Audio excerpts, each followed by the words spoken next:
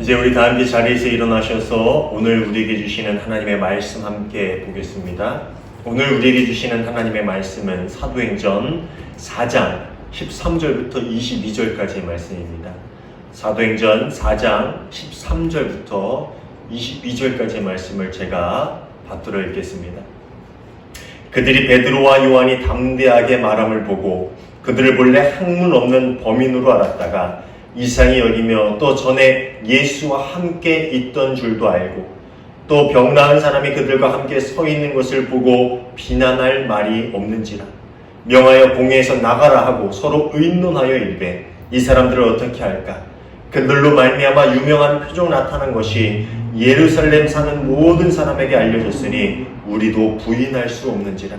이것이 민간에도 퍼지지 못하게 그들을 위협하여 이후로는 이 이름으로 아무에게도 말하지 말게 하자 하고 그들을 불러 경고하여 도무지 예수의 이름으로 말하지도 말고 가르치지도 말라 하니 베드로와 요한이 대답하여 이르되 하나님 앞에서 너희의 말을 듣는 것이 하나님의 말씀을 듣는 것보다 옳은가 판단하라.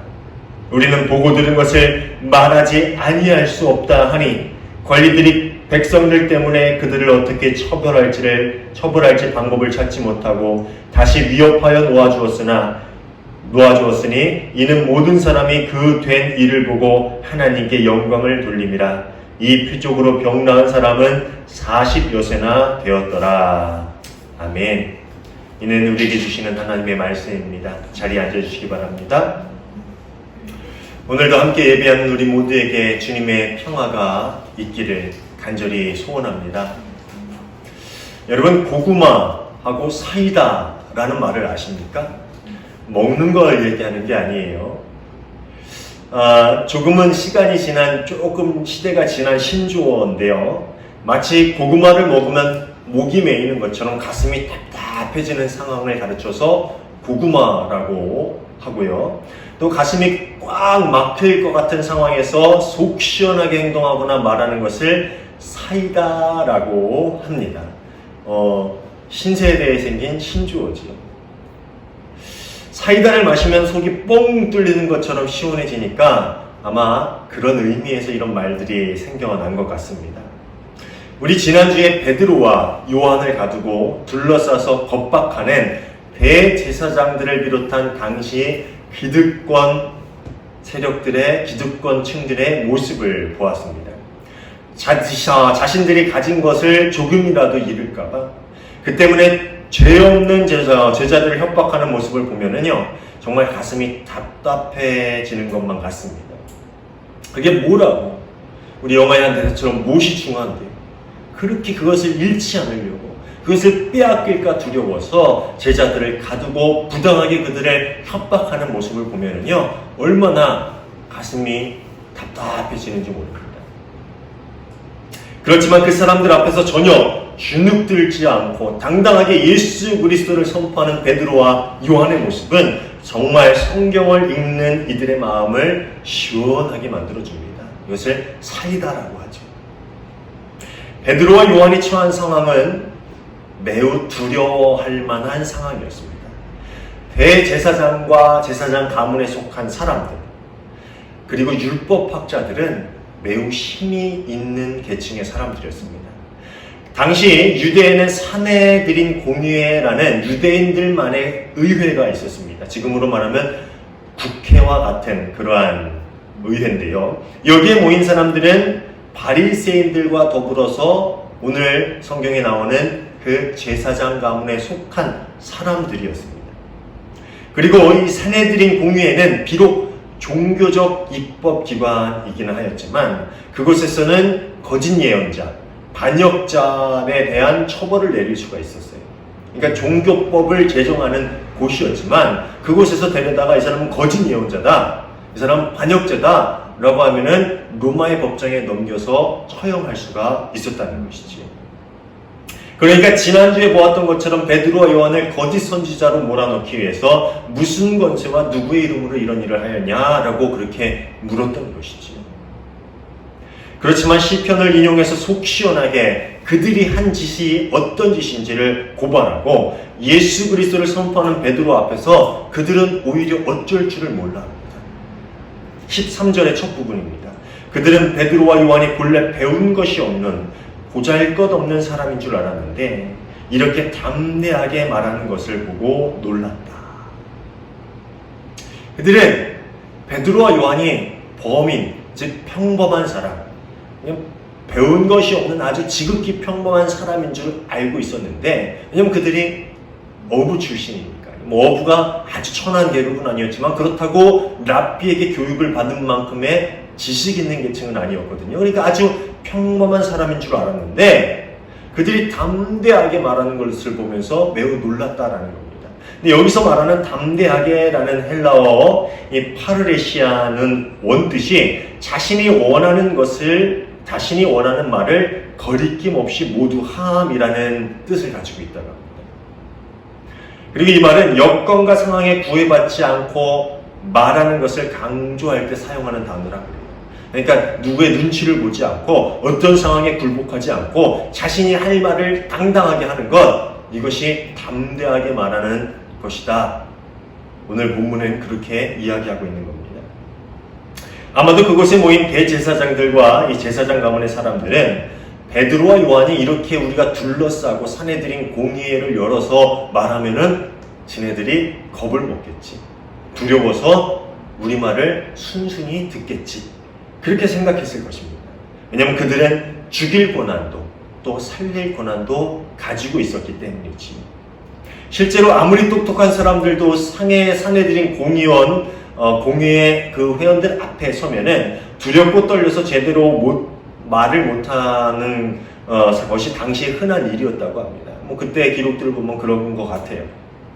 그런데 랍비 아래에서 정식으로 교육을 받아본 적도 없는 이 베드로와 요한이 자신의 신앙을 담대하게 선포하는 것을 보면서 그곳에 모인 사람들이 놀라지 않을 수 없었던 것이지요. 저는 이 사도행전에 나오는 베드로의 모습을 볼 때마다 정말 신기하기만 합니다. 복음서에 나오는 베드로의 모습과 전혀 다른 모습이기 때문이죠. 예수님께서 붙잡히시던 밤, 저 멀리서 예수님이 신문당하는 모습을 바라보다가 여종이 그를 알아보자 기겁을 하면서 예수님을 부인하고 도망쳤던 베드로와 지금의 베드로가 같은 사람인가라는 의심이 될 정도로 베드로는 달라져 있었습니다. 그리고 그가 달라진 것은 단순하게 담대한 뿐만은 아니었어요. 베드로의 말은 명쾌하고 예리하고 분명했습니다. 왜냐하면 그 안에 믿음이 있었기 때문이죠. 그가 보고 듣고 배운 것을 이제 담대하게 그 믿음 위에서 또 명확하고 예리하고 분명하게 선포할 수 있었기 때문입니다. 이제 그 안에 예수 그리스도시며 살아계신 하나님의 아들이신 그 메시아가 그 안에 자리 잡고 있었고 그 메시아에 대한 분명한 확신이 그 안에 있었기 때문에 그는 베드로와 요한은 그렇게 담대하고 또 분명하고 예리하게 또 명쾌하게 이야기할 수 있었다는 것이죠. 제가 예전에도 이 말씀을 드린 적이 있는데 말이 전달되는 방식에는 세 가지 방법이 있다고 합니다. 하나는 입에서 입으로, 하나는 가슴에서 가슴으로, 또 하나는 영에서 영으로. 그런데 입에서 입으로 전달되는 것은 확신이 없어도 됩니다. 그러니까 지식만 있으면 돼요. 또 가슴에서 가슴으로 전달되는 것은 믿음이 없어도 됩니다. 단지 긍감이 있으면 돼요. 그 감정이 전달되는 거니까요. 그런데 영에서 영으로 전달되는 것은 내 안에 확신이나 믿음이 없이는 불가능한 것이지요. 내 안에 예수 그리스도에 대한 확신이 없는데, 내 안에 구원에 대한 확신이 없는데, 내 안에 하나님의 능력에 대한 신뢰가 없는데 누구에게 복음을 선포할 수 있으며 어떻게 우리가 예수 그리스도를 전할 수가 있겠습니까? 베드로 안에 믿음이 생기고 그 믿음 위에서 그가 복음을 선포할 때 성령님께서 이 베드로와 요한을 통해서 역사하셨던 것입니다. 저는 이 부분을 묵상하다가 문득 고린도전서 1장 27절의 말씀이 떠올랐어요. 하나님께서는 지혜 있는 자들을 부끄럽게 하시려고 세상의 어리석은 것들을 택하셨으며 강한 것들을 부끄럽게 하시려고 세상의 약한 것들을 택하셨습니다. 성경에 보면요, 하나님은 똑똑한 사람을 쓰지 않으세요. 하나님은 강한 사람을 쓰지 않으세요. 이 말은 똑똑하거나 강하면 쓰임을 받지 못한다라는 이야기를 하는 게 아니에요. 스스로 똑똑하다 여기는 사람, 스스로 힘이 있다 여기는 사람들을 사용하지 않으신다는 것이지. 하나님은 스스로 어리석다, 스스로 연약하다 여기는 자들을 사용하신다라는 말입니다. 왜냐하면 그런 마음을 가지고 있을 때에 우리는 비로소 예수님을 바라보게 되고 예수님을 의지하게 되기 때문입니다. 아까 우리 찬양했죠? 주여, 우린 연약합니다. 우린 죄인입니다. 우린 매일 실수합니다. 우린 매일 넘어집니다. 그래서 우리는 주님이 필요합니다. 주님만이 우리의 힘이십니다.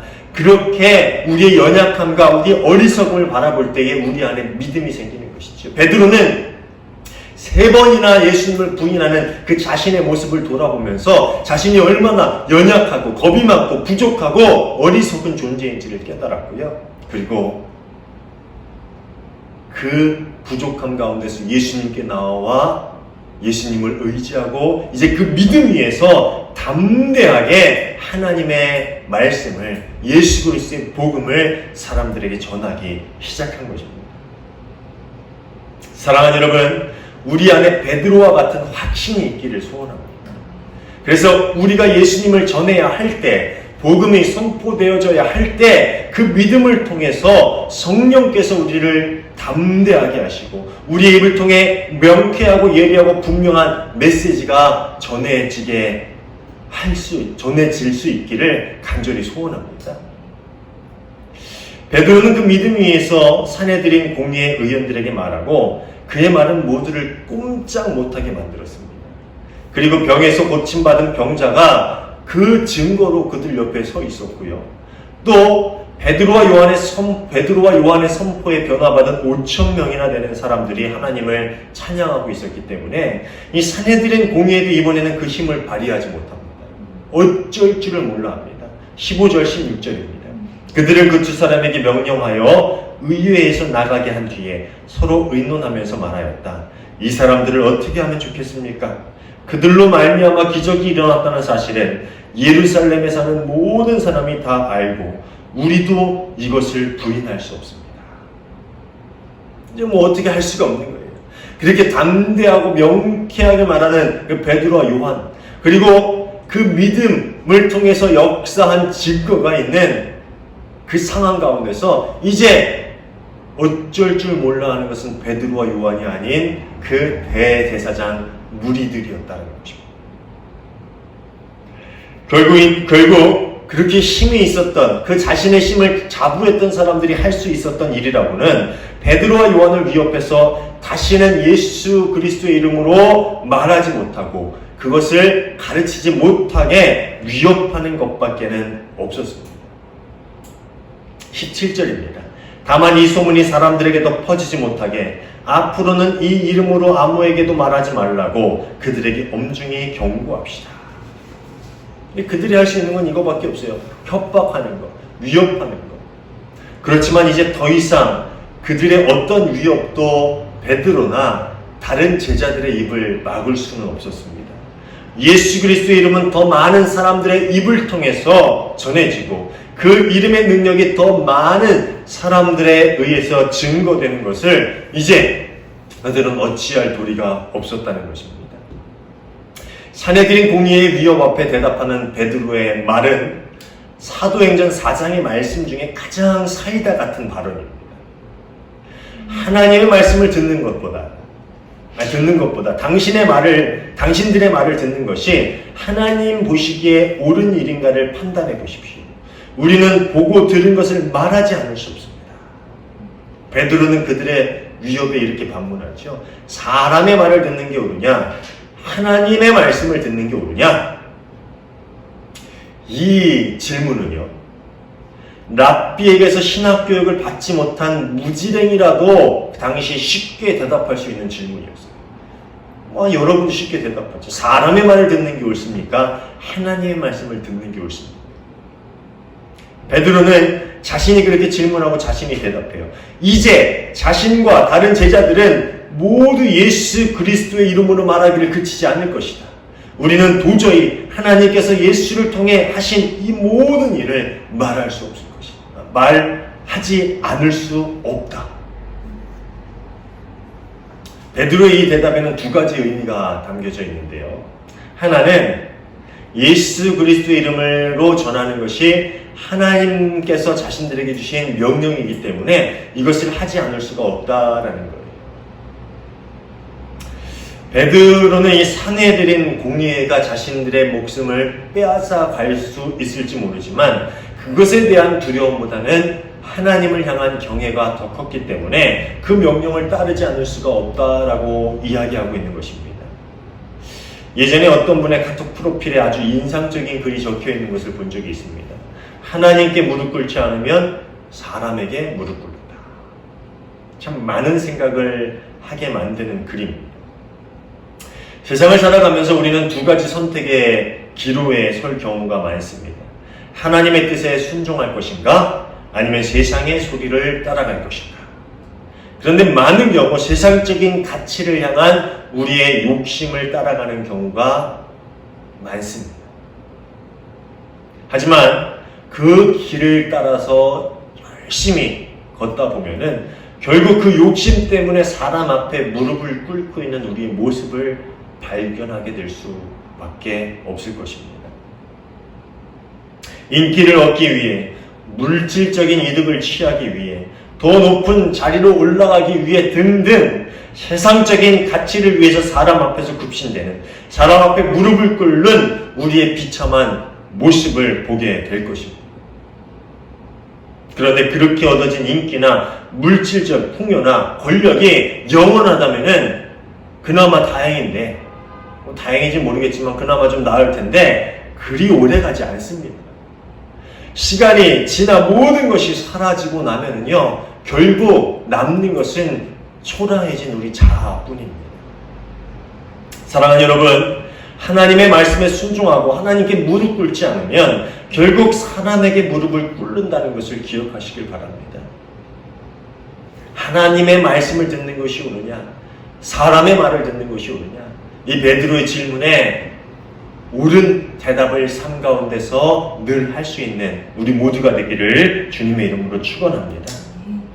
또 우리는 보고 들은 것을 말하지 않을 수 없습니다 라는 이 베드로의 말에는 예수 그리스도를 아는 것, 예수 그리스도를 우리의 구주로 받아들인 것, 그것이 자신들에게 얼마나 기쁘고 황홀한 일인지 그것을 말하지 않을 수 없다라는 그런 의미가 담겨져 있습니다.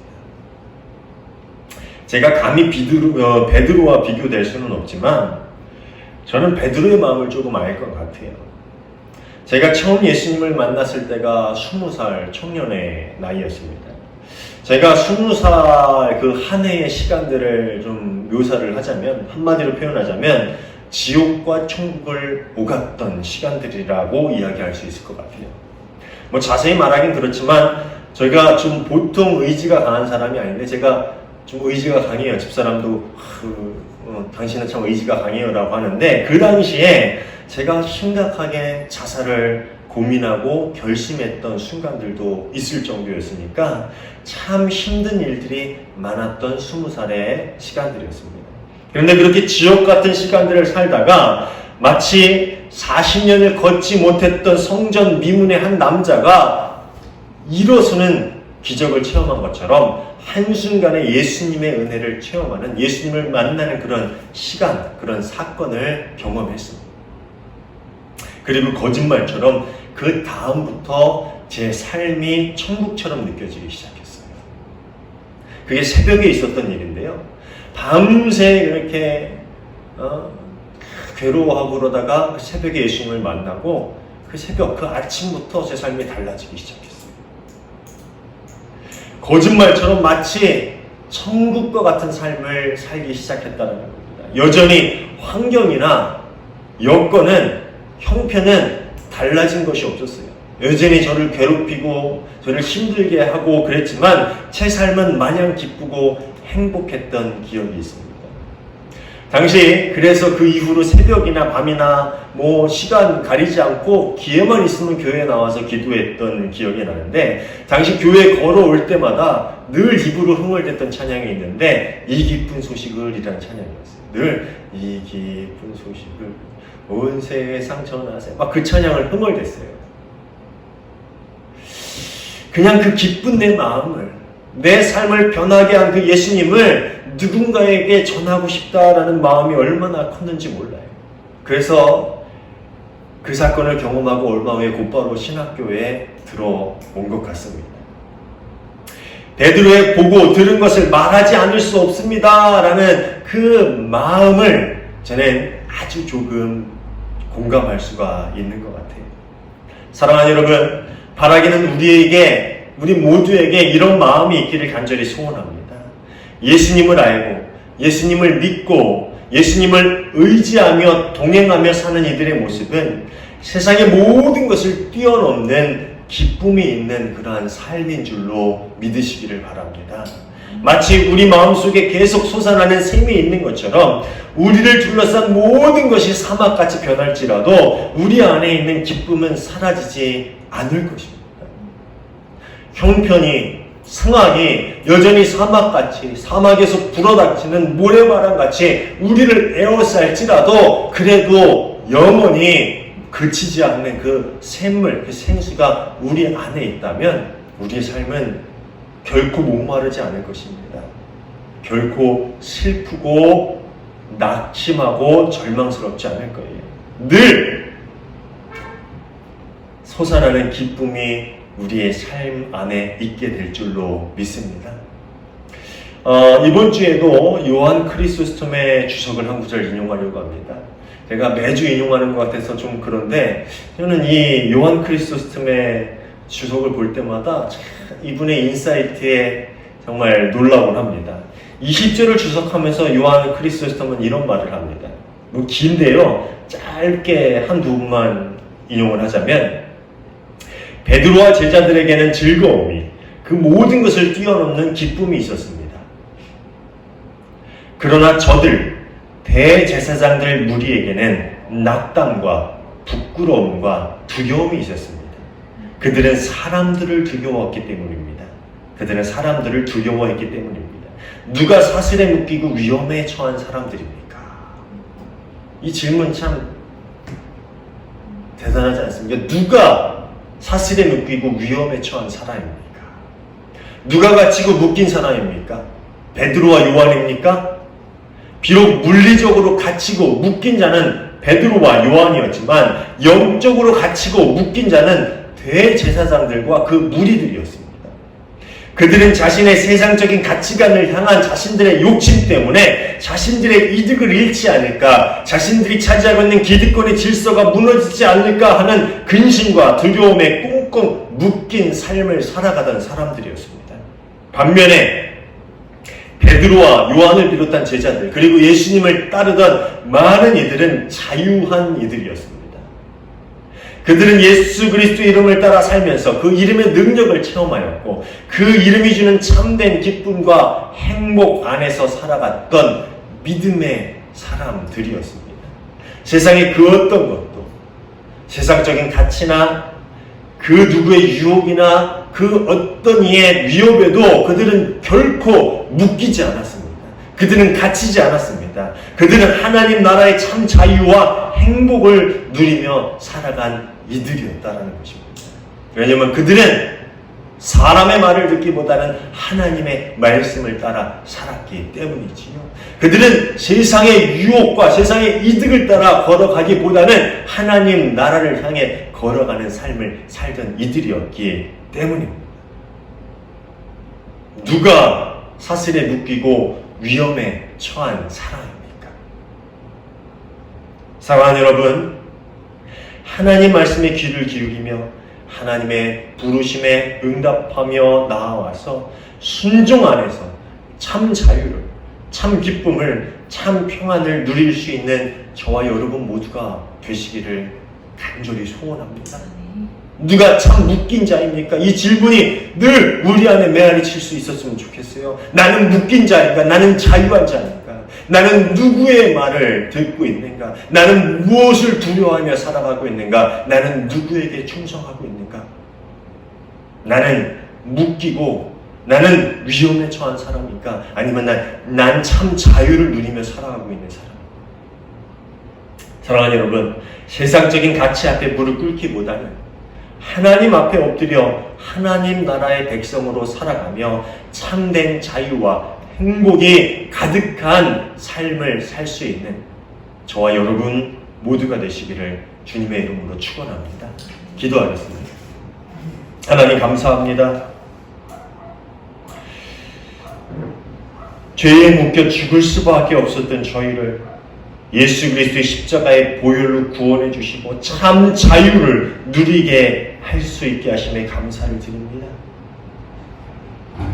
주님, 이제 세상을 바라보기보다는 주님을 바라보고 세상 앞에 무릎 꿇기보다는 주님 앞에 무릎 꿇고 주의 말씀에 순종하며 세상이 줄 수 없는 행복 안에서 세상이 줄 수 없는 평안을 누리며 참 자유의 삶을 살아갈 수 있는 하나님 나라의 백성으로서의 삶을 살아갈 수 있는 저희 모두가 되게 하여 주시옵소서. 우리 삶 가운데 주님께서 늘 주님만을 바라보는 삶으로 저희를 이끌어 주실 줄 믿고 감사하며 예수님 이름으로 기도하옵나이다. 아멘.